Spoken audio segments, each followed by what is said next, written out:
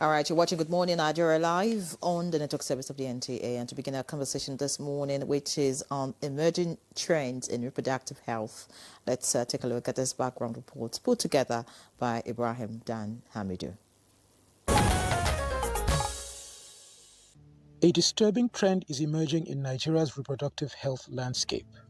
A growing market for eggs, sperm, and other reproductive services is targeting vulnerable populations, including young students and low-income individuals.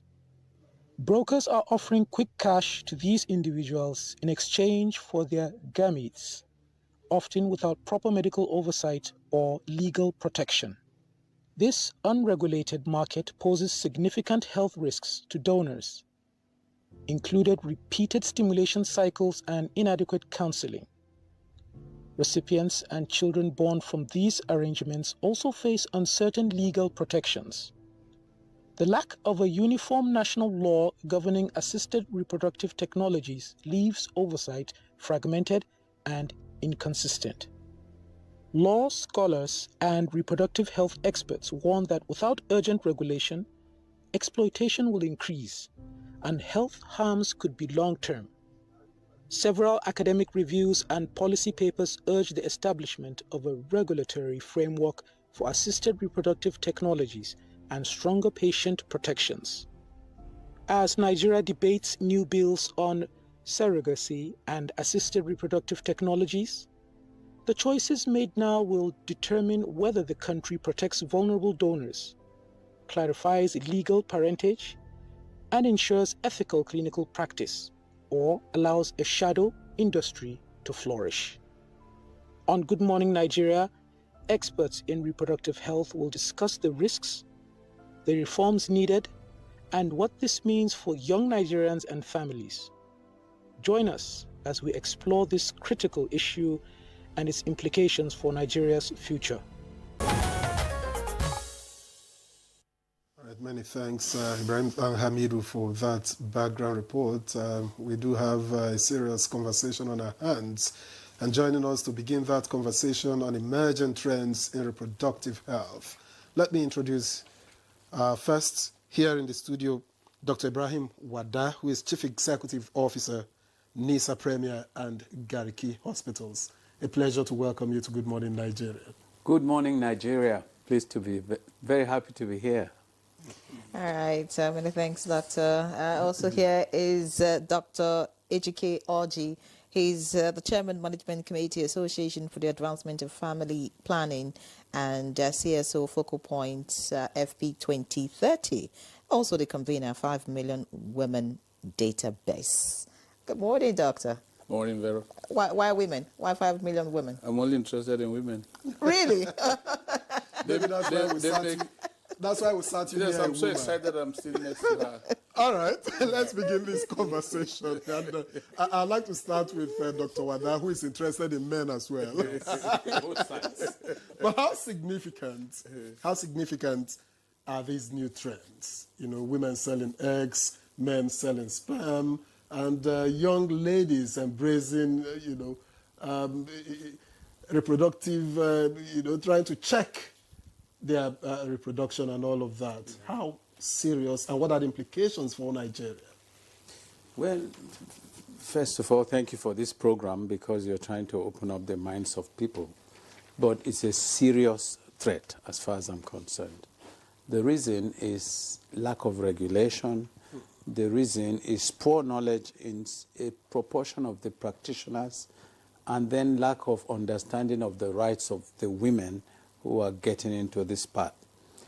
In Nigeria, to try to stem this negativism, we have formed an association of practitioners in reproductive health called AFRH, Association for Fertility and Reproductive Health.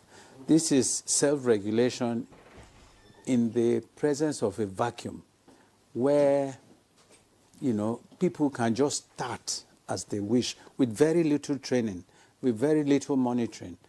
And what is their watchword? How much gain can we make out of this? And the consideration of the rights of the women involved is less important. That is why we formed the self-regulation guidelines for practitioners. About half of the practitioners in this country, and I'm talking of about 120 medical clinics involved in assisted reproduction, but only half of them are even members of our association. Because the association members are scared. We are watching like a hawk and making sure people follow the kind of self-regulation guidelines we've instituted. But that's not enough. What about the other half? They are, practicing in an unregulated environment. Everywhere in the world, the reproductive health involves these aspects. Let us not think it's a Nigerian problem alone. It is not.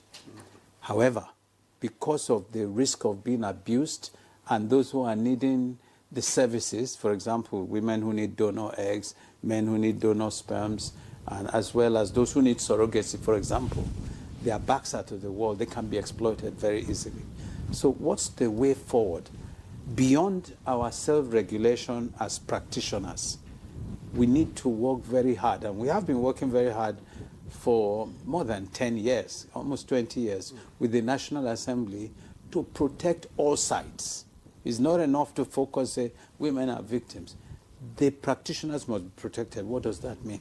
You must have reasonable knowledge and skills before you are let loose on the population. The patients themselves must know enough, willing consent, and no fraud, no persuasion, nothing that pushes them beyond what they want, and full information, full disclosure. So do I see any hope on the horizon? My answer is yes.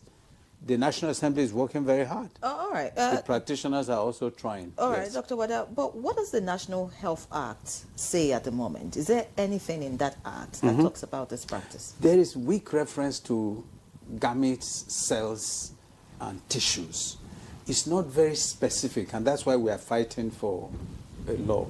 But it says things like you cannot carry experimentation on embryos and cells. It also says anything to do with donation must be anonymous. It doesn't ban it, don't get me wrong. But it has not polished it to the point that practitioners and the public can really take issues with what is written in the Act. So it lumps this reproductive health with blood donation, tissue donation, like organ donation, like kidney donation, whereas it's a very peculiar aspect of practice. So I think separating it, expanding it, and dealing with it will help. So I'm not saying it's silent totally, but it's definitely not enough. All right, thank you very much. But before I get to Dr. Ejike, let me still ask Dr. Wada. Okay.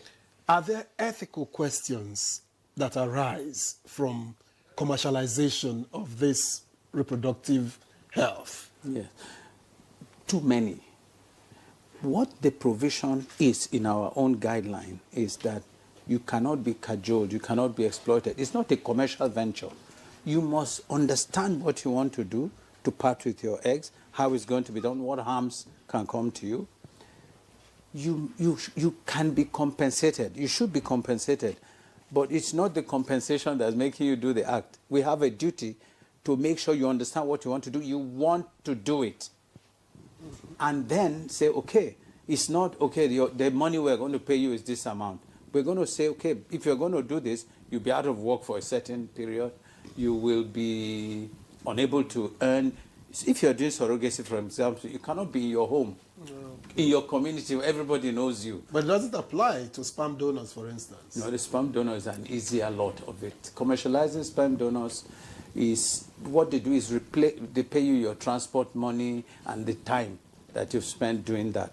Not like a woman who has to go through 2 weeks or 3 weeks process or even 9 months process in terms of surrogacy. So the word commercialization is frowned on all over the world.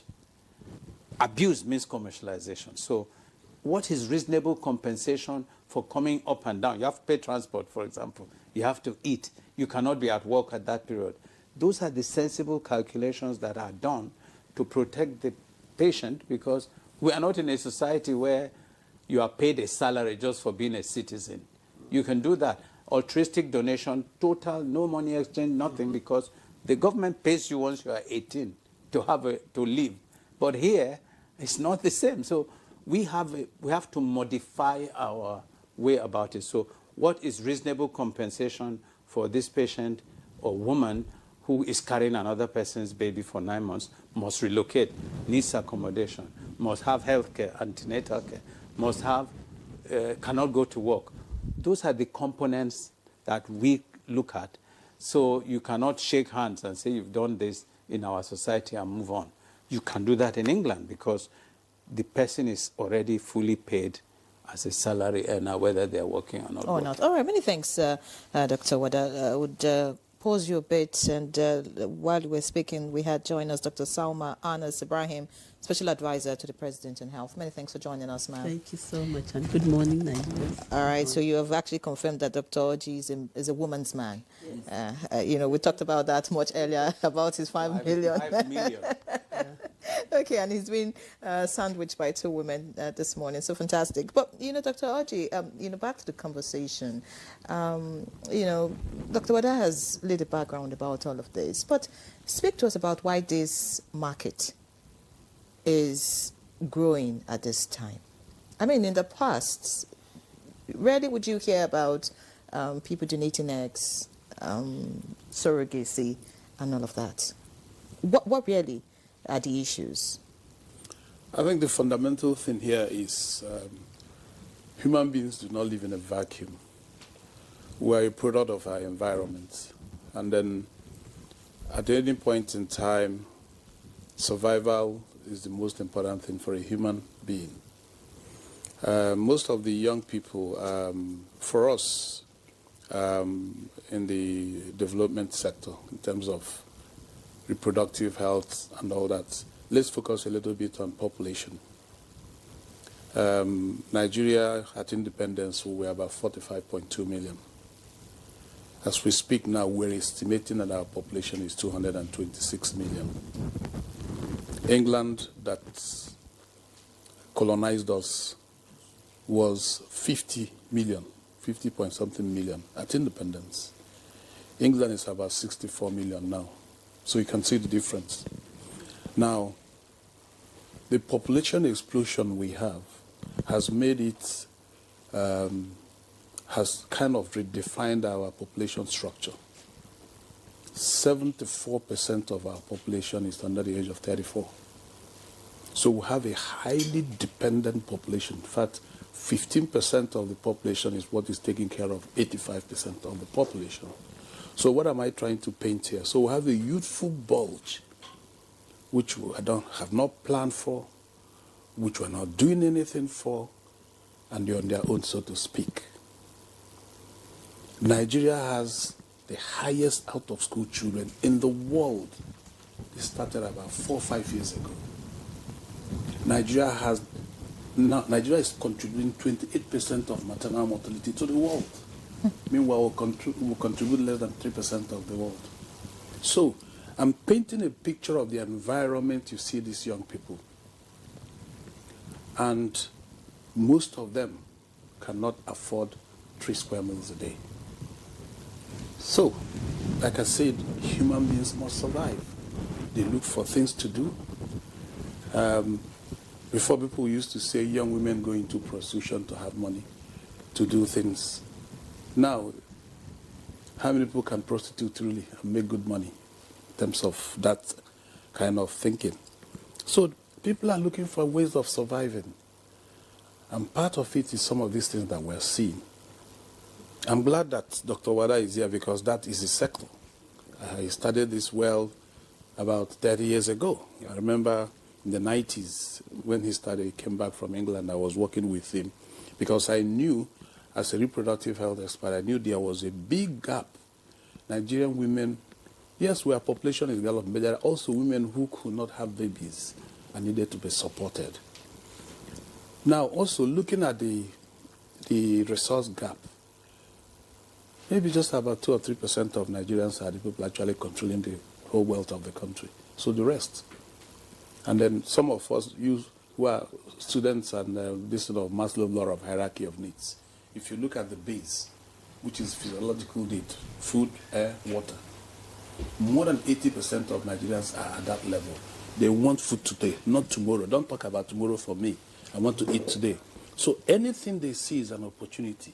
So, and the people who want these babies have money. So does that say that the infertility rate has increased? It's a function of the population. Remember, even if you say it's 2% of the population, and the population has grown, that the numbers involved would have also grown. You get the point? Yes. So it's also growing in terms of numbers. The percentage might be the same with other parts of the world, but the real human beings have also grown. You know, when we say maternal mortality is now, some people are saying it's like 1,000 per 100,000 live births. Okay? Now, that is the rate. But we now use it, multiply with the population, then you see the numbers. So the same thing is happening here. There are more Nigerians, so that percentage that have infertility is also growing. And those ones that have money, they want to do anything to have babies. The average, our CPR, our fertility rate is now 4.8. What is 4.8? In fact, our fertility rate has not really changed, even though we have some reductions in terms of percentage of the numbers. If you say 4.8, you can't have 0.8 of a human being. So you're actually saying that it's 5 children per woman. If you say it's 5.5, it's still the same. If it's 5.4, it's 5 children. It's 5.6, it's 6 children. So the numbers, the absolute numbers of Nigerians who will also need this sort of services have increased. So for people who look for opportunities, I better have opportunity for survival. What do I do to make money?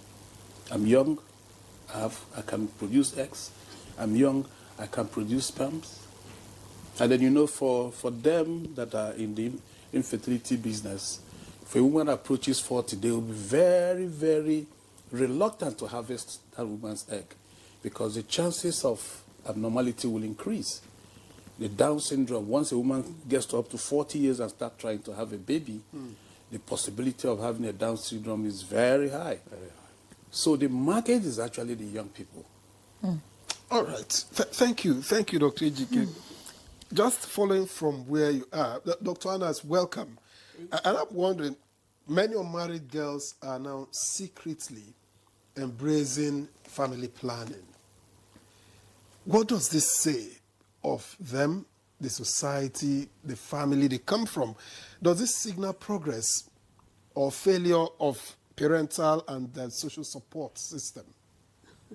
Thank you very much. A very sensitive one, but I have to be very objective, you know, as a public health and also someone that is in the business of saving lives. So I will say it's a progress because these young girls are well informed. In the past, they don't have information. They don't have access to services. So most of the time, they become a victim of unwanted pregnancies. And then I remember growing up, a lot of girls have dropped out of secondary schools, and that is the end of their education.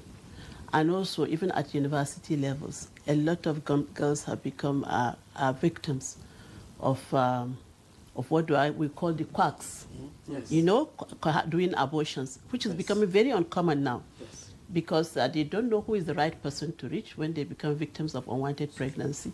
So they cannot just access anything that is available to them in their communities. And most of these are not skilled, you know, healthcare providers. They are not medical professionals. And then they just conduct any kind of abortion to them. And they end up with sepsis, infections, or at the end of the day, they can never be able to have a child in the future. So I look at it as a way that they have access, they are beginning to have access to information.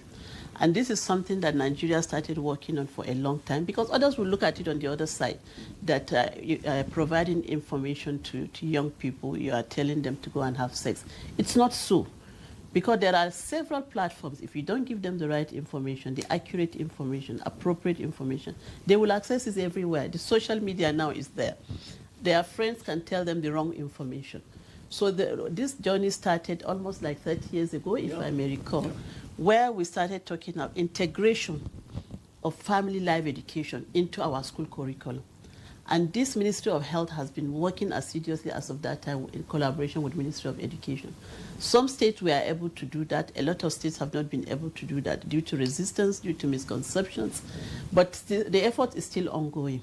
So one might look at it positively and say that, yes, Nigeria is making progress because young people are now asking questions. Young people are accessing information everywhere.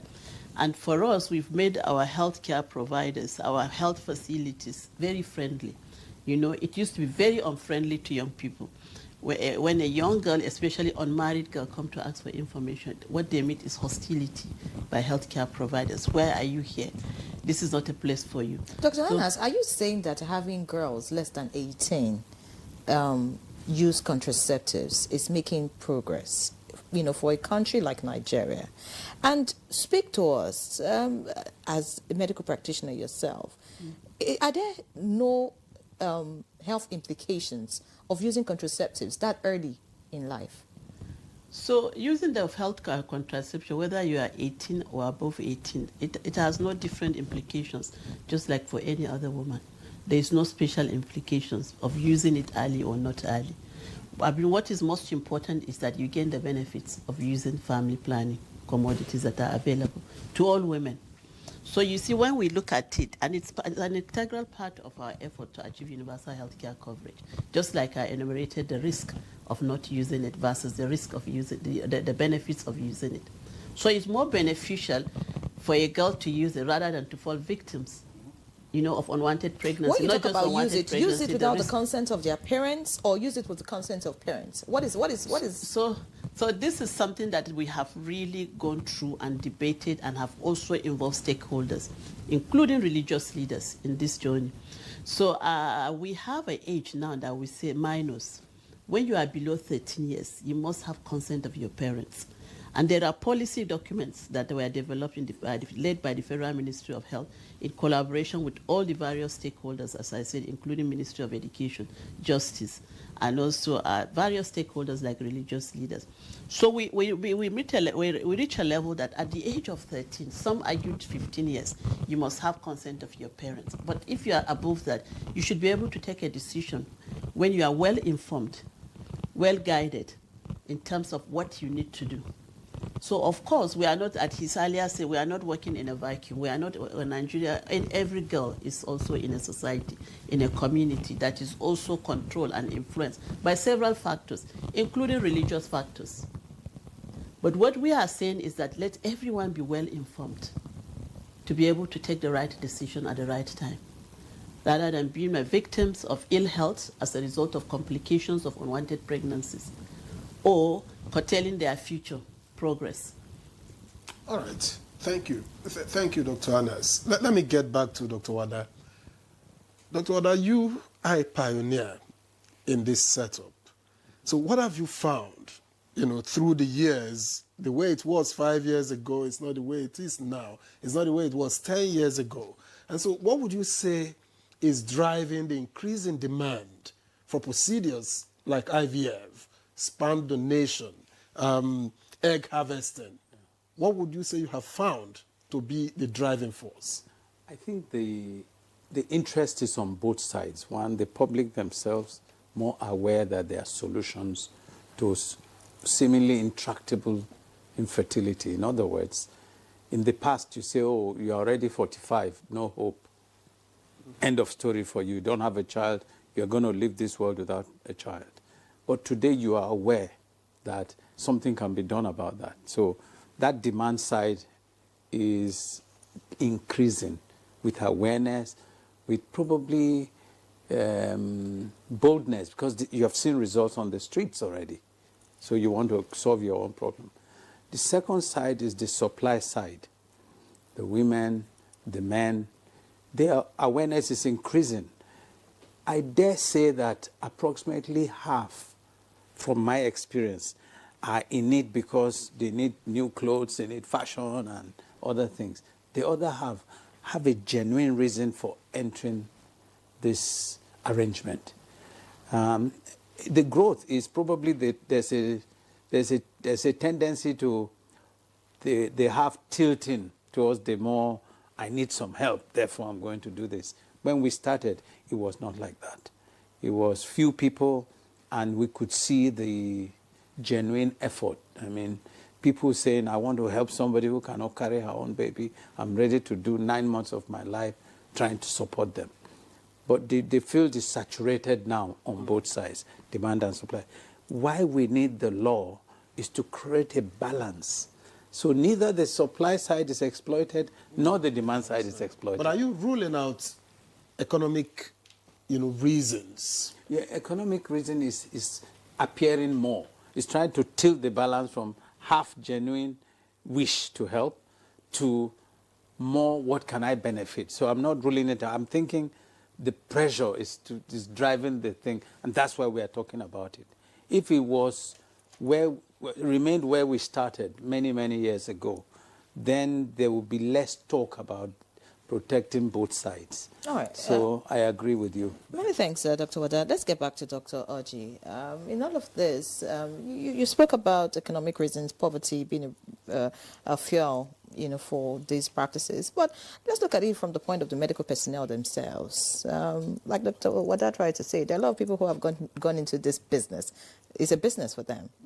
Some have clinics or hospitals where they even house girls who conceive, have babies, and all of that. And we've heard stories of medical personnel who now inject women, tell them they are pregnant, they shouldn't go for scam.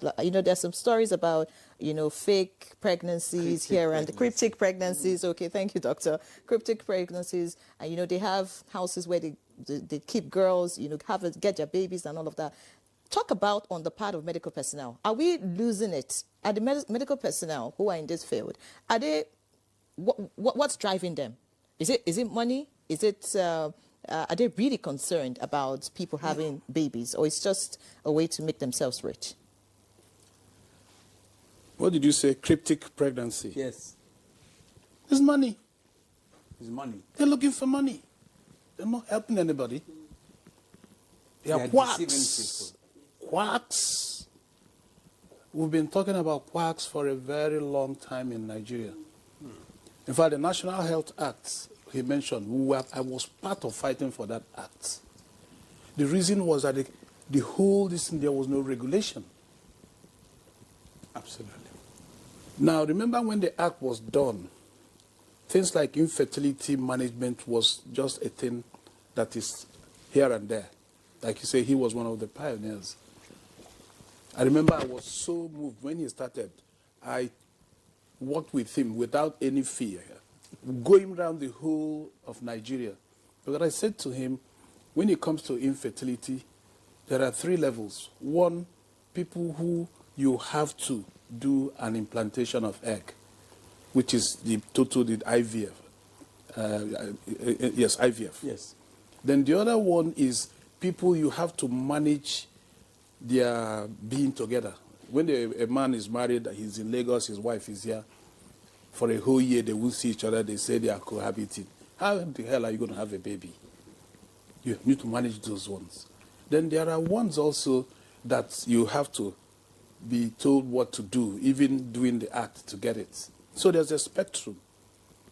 And then so what I told him, that what you're doing is very, very pioneering, and we must make sure that everybody who has that need gets to have a baby. And what we did at that time was, yes, you sit in your office, people come with IVF, but since that's the spectrum, why don't we go and preach? You teach young doctors all over Nigeria to do that lower level spectrum. The ones that will come to you with the full IVF. That's how we started this conversation. And we started. And I thank him too for that. And he should thank me too. Yes. Because we evangelized it. Yes, we did. We evangelized it. So, Training. doctors were now doing the spectrum, lower spectrum they can manage. When it comes to real vivid IVF, they sent to him. So his patient load increased. But the important thing here is also giving information, training for doctors to be able to do the other ones. People don't have to travel down to Abuja and all that. Correct. So that was how this all started. But like I said, going back to the National Health Act, some of us also thought there might be a problem. Let us make sure we... Do you know it took us 12 years to pass that act? In fact, the Act and the Violence Against Persons Prohibition Act were the two things that made me resign my position as a country director of an organization to go and do politics, to go to the parliament. So what the hell is happening there? 12 years to pass that National Health Act that gave us national health insurance, that gave us basic care provision fund, and then gave us money for emergency care. Took us, and how did we do it? I mobilized women like you with two of my colleagues, 5,000 women to march the National Assembly. You get the point. So going back to exactly what we were saying in terms of, is it money driving them? Of course it's money. It's money. He is making money, but he's doing it in a proper way.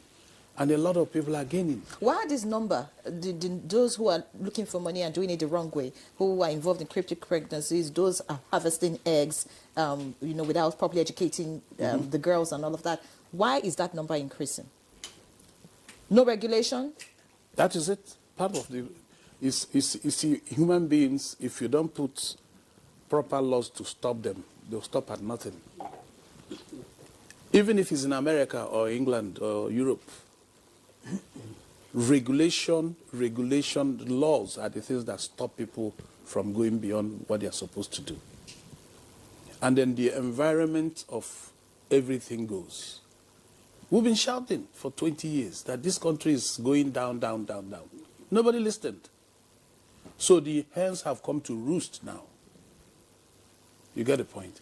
So one is the economic situation of the country. Let me give you an example. 10 years ago, our GDP was, our income per capita was at 2,600. It's come down to 824.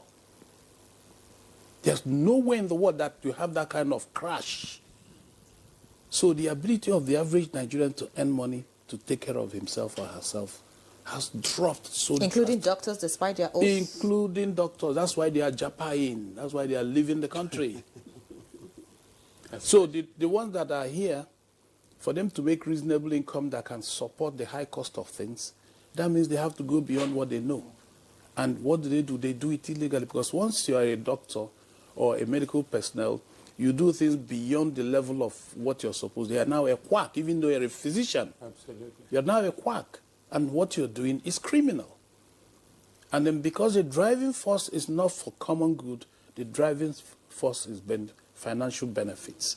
That means all the rules and regulations and oath that we took is taken aside because you want to harvest money. All right. All right. Thank you. Thank you, Dr. Ejike. Dr. Anas, as a policy strategist, I mean, you were in public service, now you're a presidential advisor. How does government view these emergent trends? Women selling their eggs, men selling their sperm, and all whatnot. How does government view it currently? So thank you so much. Of course, government, let me start by saying the Renewed Hope Health Agenda of President Bola Ahmed Tinubu. We have priorities, we have vision, we have priorities. And one of the vision is to ensure that Nigerians, the major broad goal is to ensure that Nigerians have access to quality healthcare services. We attain the universal healthcare coverage, leaving no one behind, including women that are suffering infertility, even though they constitute small, significant portion of the population, but they will not be left behind. And how do we do that? We want to guarantee quality services, capacities are available. Modern technology are also available. We also improve our infrastructure, especially at tertiary institutions, but at the same time, even at the basic level, to be able to address the two aspects that he said, which is mainly about early detection and prevention of the infertility. So this is to say that the current government administration under the leadership of President Bola Ahmed Tinubu is totally against it, because as he clearly mentioned, it's a criminality within the health sector practice. Is not acceptable, and efforts are ongoing to regulate that in collaboration with several other stakeholders, especially the Ministry of Justice. As I'm speaking to you, there is a committee that is already set up to ensure that we regulate. There are ethical committees also that have been set up under the Ministry of Health to regulate such practices. But it's not done alone, as I said. You know, Ministry of Health is just one part of the piece of it to regulate. We must work with the regulatory agencies because there must be early detection. Somebody must report it, as I say. As they say, you know, when you see, you see and you say it. You don't see, and so it requires for you to see and say it. It requires also community awareness creation because they might feel it's also normal. But when the community sees where these girls are kept and then they are being harvested, they are made to be pregnant illegally, and then the babies are taken and then distributed, I would say, because we've met children that have been imported from the southern east of the country to the northern eastern part of the country. It's totally illegal. So it's a teamwork, it's a collective responsibility. Somebody must report it. Action must be taken. So the police plays a very critical role in that. The community people plays a very critical role in that. And then the justice system of this country plays a critical role. So in a nutshell, I would say government is totally against such practices and efforts are ongoing to curtail it. All right, Dr. Wada, I'll get back to you. Earlier, Dr. Anna said you know, there are no health implications of using contraceptives early. But I know that I've met women who have complained about secondary infertility as a result of contraceptives. Speak to us really about contraceptives use, if it has implications on the health of women, and about egg donation. Are there health risk of, you know, egg donation, and then what are the limits? Thank you. First, what Dr. Anna said is true. Manipulating the hormones of an 18-year-old woman is the same as manipulating the hormones of a 30-something-year-old woman. So there is nothing like, you know, you can't use contraception before this age and so on. So I need to clear that. But whether you are 18 or you are 30, there is nothing man has done that doesn't have side effects. So that applies to contraceptive hormones and even devices in particular. So if you're using like the combined pill, for example, has estrogen and progesterone, there are risks with it. Short term, like putting on weight, people are like, oh, I'm adding weight. That's common too, whether you're young or old. Oh, is there a tendency to high blood pressure because of the estrogen component? Do I have a long-term risk of breast cancer or other long-term diseases? I think, you know, it's just to emphasize so people are not scared, oh, I cannot use contraceptives before I'm 20 or 30. There's no such thing like that. I have to emphatically say that. So if you're using device contraceptive like intrauterine contraceptive device, that also carries problems of sometimes your menses is increased, your risk of pelvic infection is increased. But again, we manage that by regular checks on the people. So we can live, it's part of reproductive health, no doubt. But prevention is better than cure. Emphasize 10 times what Dr. Anas has said. Prevention is better than cure. We are no longer in the society where everything a young girl knows is what the mother said or what the father or uncle or auntie said. The world is a village now. So are you saying that contraceptives cannot lead to infertility? Is that what you're saying? There's a very small risk of that, but not pills. As people have said, oh, I took the pill for 6 months, now I cannot conceive. It's not the pill's fault. It is your hormones will be like that because there are people who have the same complaint who have never used the pill before. So let's not be scared thinking, okay, if I manipulate my hormones to prevent ovulation, I will have long-term consequences other than the diseases I've mentioned. It is not a fertility challenge that's your problem. Okay? Right. What about the egg donation? I say that with clear authority as a gynecologist. Egg donation, health risk? Egg donation, whether you are donating eggs or you are participating in IVF, the risks are the same. So the act of donating your eggs carries the same weight as you, as a woman, wanting to go through IVF for your own pregnancy. And what are those risks? Short term, there's what we call ovarian hyperstimulation. They are young. We give you a small dose, appropriate dose of the medication. Your body produces more eggs than we want. We are looking for somewhere between 6 and 12 eggs, generally. But you give the same dose to lady A, she produces appropriate. The same dose to her age mate or type mate, she will double the production. So that risk health, overproduction of this can lead to many complications, yeah? And some people have actually paid with their lives for that kind of thing, whether they are doing IVF or egg donating. So egg donation is not a serious risk on its own. What is serious about it is because you are motivated by economic reasons, you donate in clinic A, you run to clinic B, it becomes a daily affair. That exposes you to risk because every time we're putting a needle into your ovary, infection can happen. There is also the possibility that you may achieve menopause sooner because this is an unnatural way. You are recruiting so many eggs every month by force. So your egg bank, egg store in you may deplete faster before you get to your, the 50s or mid-40s. All right. Those are the ways I look at it. But please let the world know. And again, you don't walk to a shelf and buy a pill. Ideally, you should see a doctor to weigh who you are, what is appropriate for you, so that you're not carrying undue risk. All right. Thank you, Dr. Wada. Well, let me say that you can send in your messages, whether you have questions or you have comments, you can send them in. The phone number is displayed there. Send via WhatsApp. Let's have your name. Make it short so that we can take it. And let us know where you are writing from. Now, Dr. Ejike Orji, there is a social dimension to all of this. What does the availability of these technologies say about our traditional ideas about family, traditional ideas about parenthood and about marriage? Well, that's a very tricky question. The reason why I say it's a tricky question is that human beings were evolving. The society is evolving. The things that were sacrosanct 30, 40 years ago, because of new knowledge, because of better understanding, those things are changing. In those days, a young lady is not supposed to have sex until she's married. Mm-hmm. And then if the parents find out that that has happened, there's a serious sanction by the community.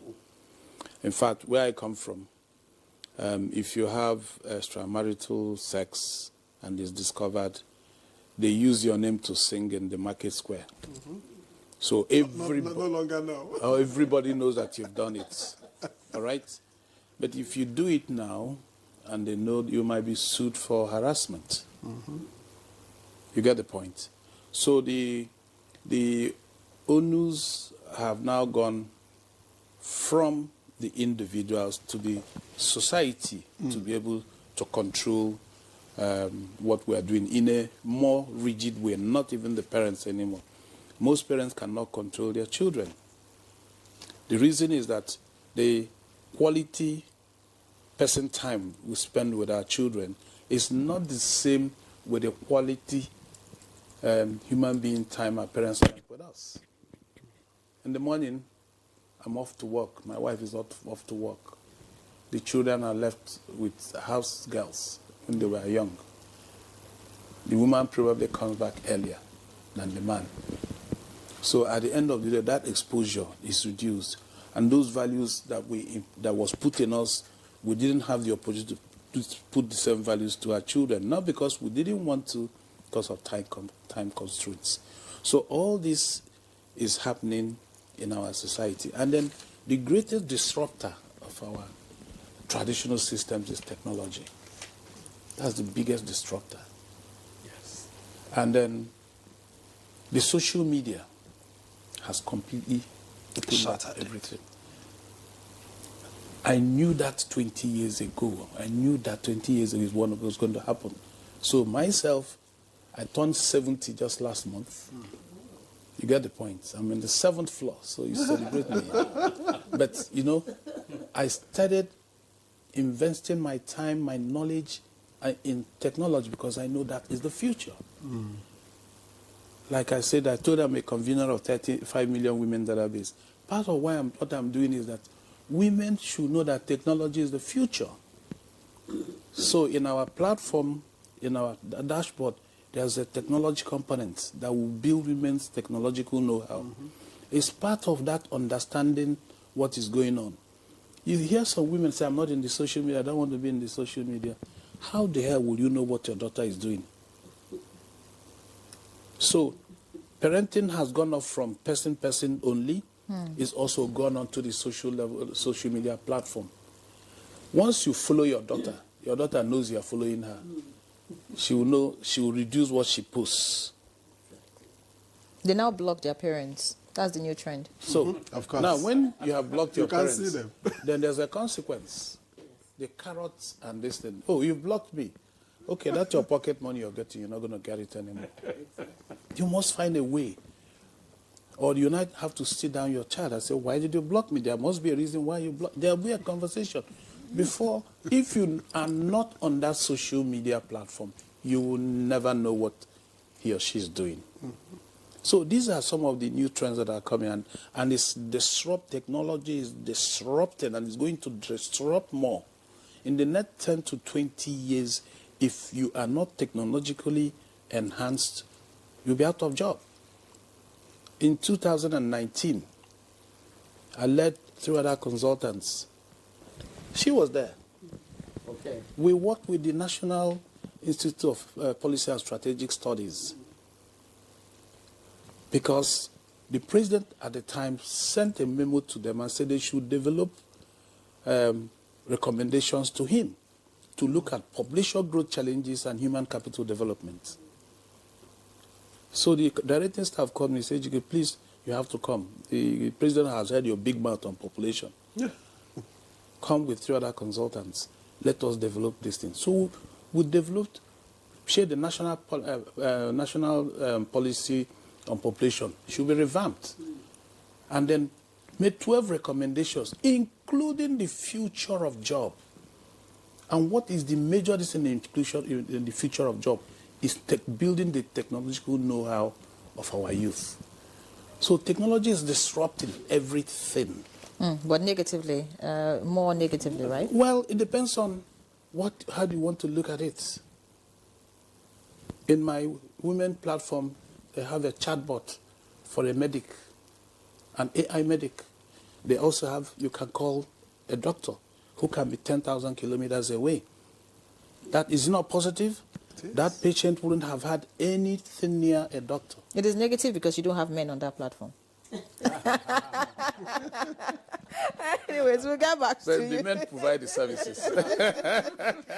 Dr. Haji, we'll get back to you. Fantastic work you're doing, for the women, and you should be applauded. Really, you are he for she, concerned about the development of women in the country, and I'm sure Dr. Anas is taking notes. So the next award, of course, you know where you should direct it to. But Dr. Anas, I want to get to you. I want you to speak about our values as women. You're a mother. You're a sister.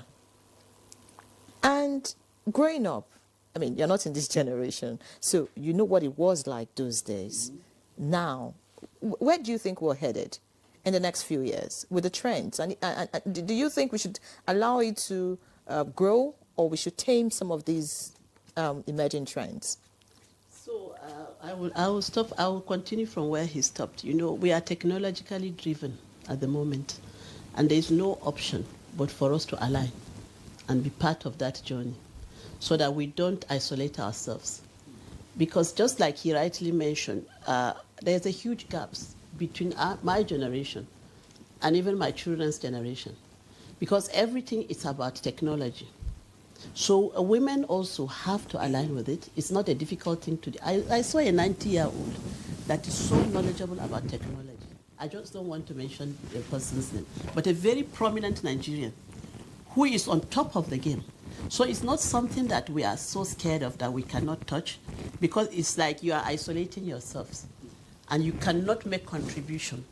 You cannot also influence the values that you want to inculcate in the next generation. But if you become part of it, then you will be able to have a dialogue, you will be able to interact with them. So I always encourage women, whether you are highly educated or uneducated, because most women in Nigeria, whether educated, you have the phones. You have the phones. So you need to know how to use your phone. I must mention my mother, who is almost 80 years plus, because of my children. She's so knowledgeable. She's on social media. She's on Facebook. They put her on Instagram. Because that's how she wants to be part of it. And she's really with them. They are having a conversation. So we can't isolate ourselves. And when it comes to healthcare delivery, just like he has mentioned, of course, there are positive and there are negatives. But you can divert the attention and make it a positive gain, because it improves access to healthcare services, just like he said. A woman living in a very remote community, just with the phone, should be able to access services, should be able to access the right information. And we saw this played out very well during the COVID-19 pandemic, when Nigeria was grounded, just like every other country in the world. We could not even transport family planning commodities because of the lockdown, exactly. So we were able to get people, healthcare providers in very remote communities, to train them as of that time, to train them of use of personal protective measures, to be able to use. And I was surprised, because once we called them, we sent 3,000 naira for data, and they are all online. So we realized that even the quality of training was much better. We have reduced the cost of transportation, the money we would have spent in hotels. It has played out so In much. this training, can we also adopt this technology you're talking about to train the next generation? I'm talking about the young girls who are coming up, so that they are not exposed to some of the negative things, about their reproductive health online, such that the training that you got from your mother was still able to pass it on to the younger girl. This is exactly what I'm saying. So we can't isolate. We have to key into the new knowledge, the new journey of technology, so that we can also train them. We can also inculcate the values. And that is the best way. That's the only way they can listen to you. Because the contact, he said, it has greatly reduced between parents and children at the moment, because of the exigence of things at the moment. You spend more time at work, and then even the education curriculum, the children spend more time in the school than we've spent during our time. So it has reduced that. So the best way is to do that through technology, communicate with them, create fora for education, and then they will key into it. And this has worked, and we have seen it work in several others, even including the interventions currently. One of the things that has also success stories in the health sector is HIV intervention. Nigeria has recorded a lot of success. Today, we are even passing a lot of information through technology, through the social media, education. We are planning, we have already started talking about how do we get young people, because of the recent trend that we are seeing among young people, increase in hypertensive cases, cardiac diseases that were not common, or ill health that were not common. Renal, kidney problems, let me put it that way, diabetes and cancers. So how do we reach young people? It has to be through technology. It has to be through social media. That is the only way they can listen to you. They can pick their phone, get information. How do we help them to change their lifestyle and adopt healthy lifestyles? And these are the approaches that we are adopting. Today we are working with a lot of young people, doing a lot of advocacy, passing a lot of information through the social media platform. So I would say we have no option but to key in. It's not like the generation of our mothers. Even grandmothers are now keying into it.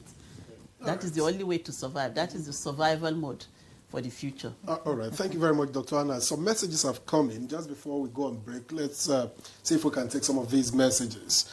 Now, coming to infertility, what is the best way to identify the cause? Can someone who has infertility issues identify it without any medical checkup? Are there any signs? Well, no name. From Arabica in Paul. It's a topic that cuts across religion and culture, but it's the new reality, especially with dwindling fertility. This sector needs more regulation and support of recognized IVF centers. And he writes in from Life Camp Abuja. Akeju Olagbaju says, I think the National Health Act is not very clear on egg and sperm donors. Is it illegal or legal? Shouldn't the donor be compensated in any form or the other, since there is risk attached to it? I also recommend a good regulation to monitor it. I think he missed the part where Dr. Wada talked about that. And then good morning from Kasim Umar in Kanu. Apart from having relevant regulations, it is pertinent to have robust enforcement. Otherwise, the desired results would not be achieved. Yemre, you have some? Yes, I have a number of messages, but I can hear the director say we should pause for a break. So I'll take my messages when we return after that break. Stay with us. All right, welcome back. It's still Good Morning Nigeria live on the network series of the NTA. Very educative program. We're talking about emerging trends in reproductive health, and our doctors are still very much with us. Before the break, I was about to take some of the messages we've got. The number is on your screen, just in case you want to send in your comments or questions as regards the topic. I'll just take a few of the messages I have. This one says, Good morning, Nigeria. Many people are facing infertility challenges. In my opinion, the government needs to sponsor treatment programs and send support to various local governments to help those affected. This is important because many people have identified their health problems but lack the means of proper treatment. Another one says, Good morning. This is a nice topic. I prefer to be anonymous. I'm married for 20 years, 53 years of age. My wife is 48. Because of fibroid, there's no pregnancy. We have sought medical assistance right from year one of our marriage without no solution. But no way. So we have left it in the hands of God. Many couples are suffering because of this. Government should do something. Another one says, this is Abubakar from Lagos. Can surrogate mothers share in donors' DNA? Doctor, I'm sure maybe you understand that question. Another one says, Good morning. I'm Evelyn. Why is it that the menopausal age is drawing closer in this generation? Good morning, doctors. What are the long-term effects and risk factors of having an IVF? That's coming. You didn't give your name, but you say you're from Kurudu in Abuja. This one says, Good morning. It will be fine from Onitsha. Thanks for this program. More of it, please. But I'm not quite convinced about the idea of using contraceptives at the age of 18. To me, the information is wrong. Thanks. All right, I have two more, and this one reads, my name is Precious, and I'm texting from Benin City. I have been having irregular periods for more than 15 years of my life. Sometimes it takes 42 cycle, 50 cycle, or it doesn't come for as long as 2 months. And the last one, Good morning, my name is Haj Hafsat, maybe Hajja Hafsat from Abuja. How about negative rhesus? That's in blood transfusions and pregnancies. Any positive solution? Maybe Dr. Wada wants to respond to some of these. Yes.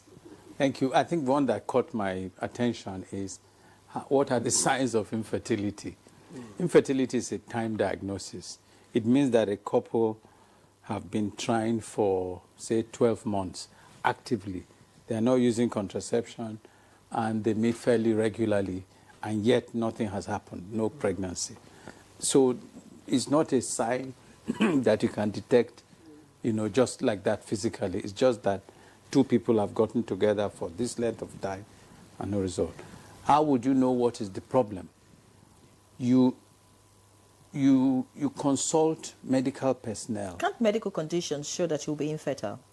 Sorry? Medical conditions. That will make you infertile? Yes. Yeah. Okay, so the number one is problems of the egg and of the sperm. And you can only find that out if you consult a doctor. So you are not producing eggs regularly. Somebody is saying my cycle can be 50, 60 days or so.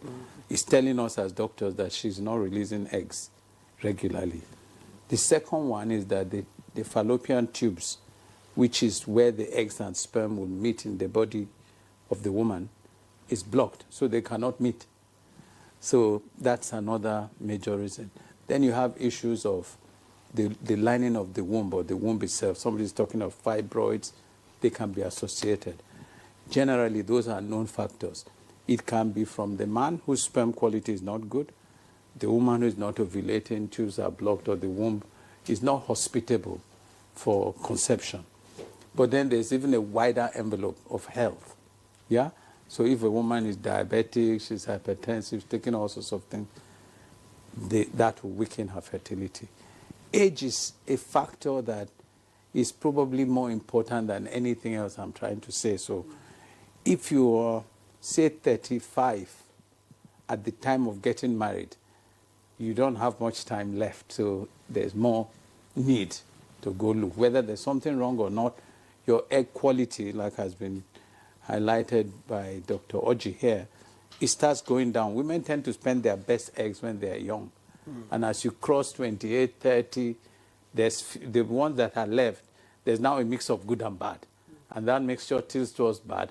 the nearer 40, 50 you get before the menopause. You were trying to talk about the fertility cycle for Yes, somebody who I is wanted married. to know, so Could you what continue could on be that? the You said problem? after 12 months of trying, you don't conceive. So speak about the different cycles. The one that talked about 42, Yeah. 50 I think cycle. The, and the even first too much. question a doctor will ask that lady is, how old are you? If you are well in your reproductive period, say 35 and below, then there's a hormone imbalance inside you. And one of them is called polycystic ovaries. You have too many eggs already, so there's confusion. When you want to release one egg, there's too much competition and then you don't release. So you pass that cycle. Polycystic ovaries affects about 30% of our women. It's far more common in the Middle East. It's a genetic issue. So, and you see them, sometimes there's hairiness, sometimes periods are irregular, like heavily spaced. On the other hand, you can have, more masculine kind of features, which is extreme.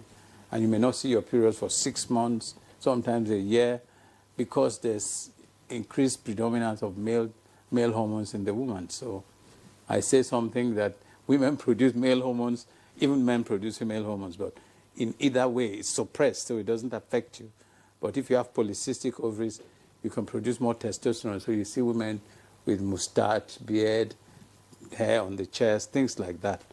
So we can leave it at that. Does change in frequency of sexual activities also affect the frequency of menstruation of the cycle? Not related. For instance, when you are very active in a particular period, it's normal. When you are not, it's abnormal. Does that happen? Old wives' tales, we call those ones. They are not, Where did Victor hear that? I mean, Victor is a suspect. From an old wife. But by the way, how accessible and affordable, because we are talking about embracing these things, how affordable, how accessible are they to the common Nigerian family? Are we talking of IVF now? I'm talking about these reproductive procedures. Well, to be honest, it's the higher ones are concentrated in the big cities, but most of us live in the villages. The level that it should start is the ordinary level doctor, the general practitioner, that's within reach of most villages in Nigeria now. We mustn't be looking at people like me and our level scattered in the big cities. Start somewhere, because, like we said, if there's a small thing detected that can be sorted out in that locality to prevent you needing high tech later on in life, you've benefited. Counseling, guidance, understanding what's wrong early, treating them. Say you have sperm issues and they can handle it at that level, it will not progress to your needing IVF. So I totally agree that the higher the technology you are seeking, the less more accessible it is. All and right. we are saying that one of the first challenges I had was this technology must be put in government quickly, because majority of those in Nigeria who will need it cannot go to private.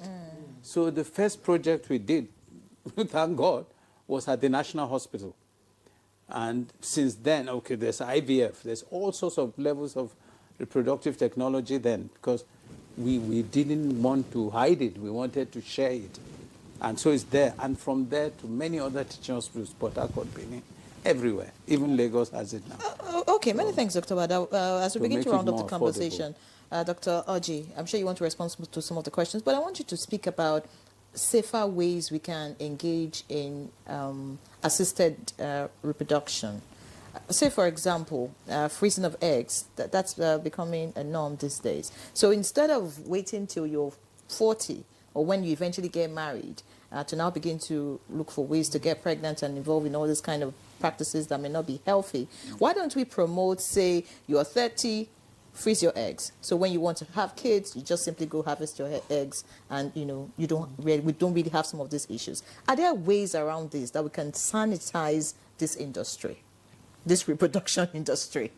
Well, you see, this sort of thing requires a lot of resource, because those the technology and then also the people trained to handle that don't come easy. I'm sure he knows what I'm talking about. So for me, it's a question of when we are going to do it, are we going to properly regulate it?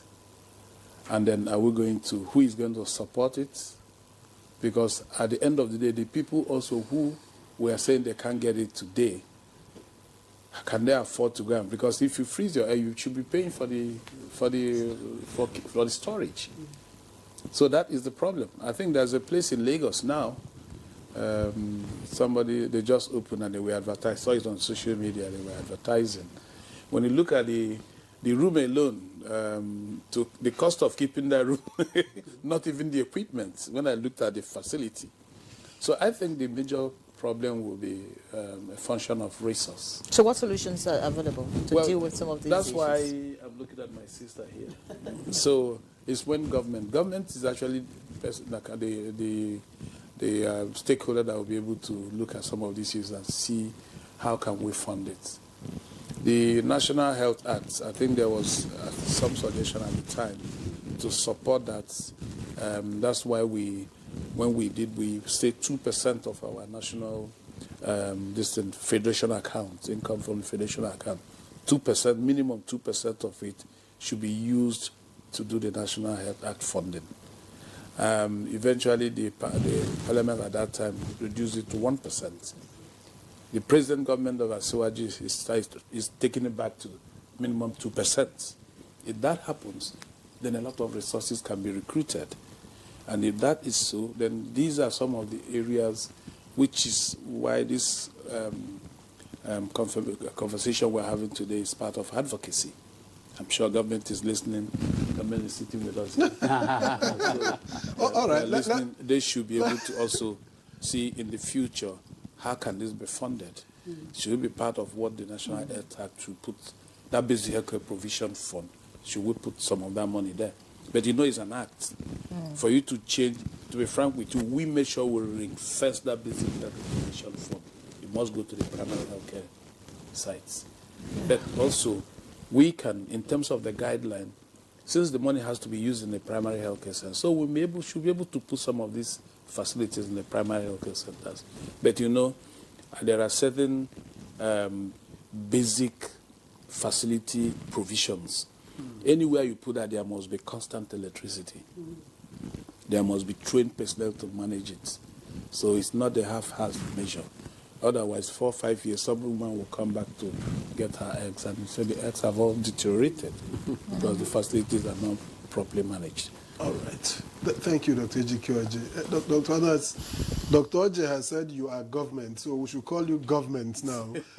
And in addition to addressing the government issues, I'm just asking, how do we balance religious, cultural, and societal sensitivities with the need, to make family planning and reproductive services more accessible? Yes, so one of our major objectives is to close gaps. Close gaps in terms of needs and also the services available. So family planning, access to family planning is one of the gaps. And this administration made commitment to close the gaps. So it's an integral part of delivery of reproductive health care services. By the way, I don't know whether we explain what is reproductive health in the beginning of this session. So let me just say what is reproductive health in the first place. So reproductive health, just like we define health, is a complete state of physical, mental, and social well-being. But this time relating to all issues, matters related to reproductive health. Whether sexuality, issues of access to family planning, issues of pregnancies, how many children you want to have, how do you want to have the children. So that is the only way that one can be said that an individual, whether a man or a woman, is in a state of reproductive health. So looking at it, reproductive health is an integral part because, as we say, UHC, universal health care coverage, is to reach everyone.